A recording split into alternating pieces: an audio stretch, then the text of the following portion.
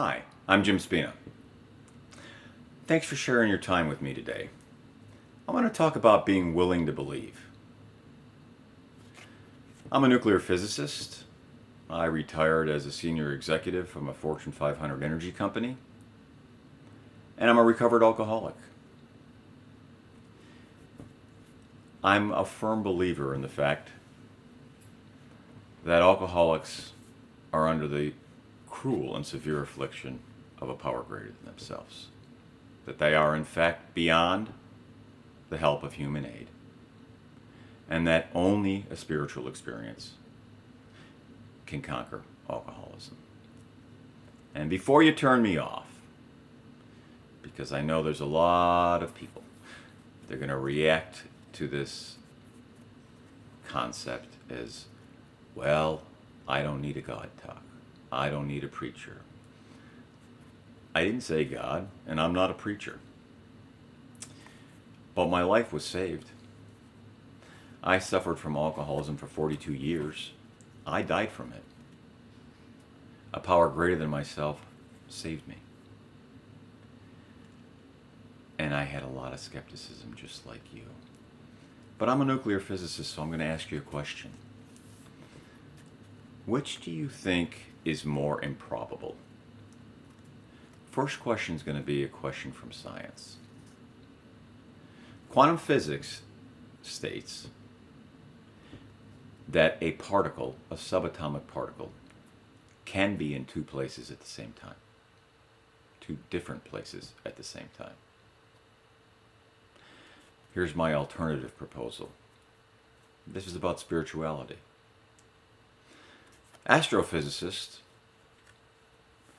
have conservatively calculated the number of stars in the universe, and using probably what constitutes a fraction of that number, there are more stars in the universe than there are grains of sand on the earth. Now, is it harder to believe that in that cosmos, where supernovas, gigantic stars, Neptune stars, burning masses of energy, a light year across, amongst this cosmos, there's a power greater than me? Or is it hard to believe that an object could be in two different places at the same time? Personally, although I'm a nuclear physicist, and although I know the quantum physics proposal is true, it's been validated, I find that much harder to believe. And all I'm challenging you with is not even believing. I'd never challenge anybody to believe. I'm asking you to become willing to believe.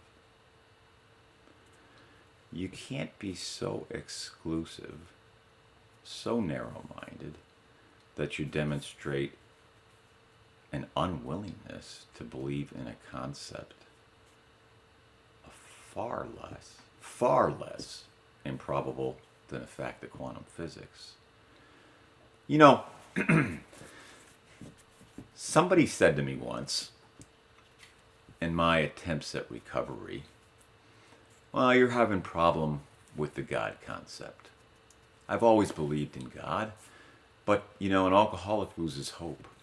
After 42 years of alcoholism and 10 years of chronic, massive gastrointestinal bleeding, and a dozen transfusions, I was losing hope. My God became very small and very weak, and even if he was all-powerful, he sure as hell wasn't willing to help me. So my friend said, well, why don't you just invent your own God? I told him, that's about the stupidest thing I've ever heard of, invent my own God. He said, well, go ahead. He says, obviously yours isn't working. Create a God of your own belief. Just write it down. Let's talk about it tomorrow. Give him a handful of characteristics. If there were a God, and if you could create a God, what characteristics would he have? We'll talk about it. And then he said, and remember, you can do anything you want, but if you make him a malicious God, he's going to be malicious to you too. Well, I didn't want to make him a malicious God anyway, so I jotted down a few things. I said, my God would be all merciful, and he'd be all powerful, and he'd be good, especially to me, particularly good to me, and he'd be very forgiving, and he'd be extremely wise. That would be my God. So I wrote that down. And he says, okay. He says, that sounds like a reasonable God. He goes, why don't you just be willing to believe that that God might exist. That there's a possibility that your God exists, and there's a possibility that he might save your life one day. So I did. Now I will tell you, I drank for 7 more years. I bled out. I had a tremendous trauma and a spontaneous extraordinary event, a near-death experience, and was given a second chance at life. But that God that I sketched out on a napkin with those 5 characteristics, he saved my life. And nobody can convince me that there was not a correlation between the moment I became willing to believe that a power greater than myself could save my life, and the point in time where a power greater than myself did in fact save my life weren't correlated. So I'm asking you, are you willing to become willing to believe? Alcoholism can only be overcome by a spiritual experience.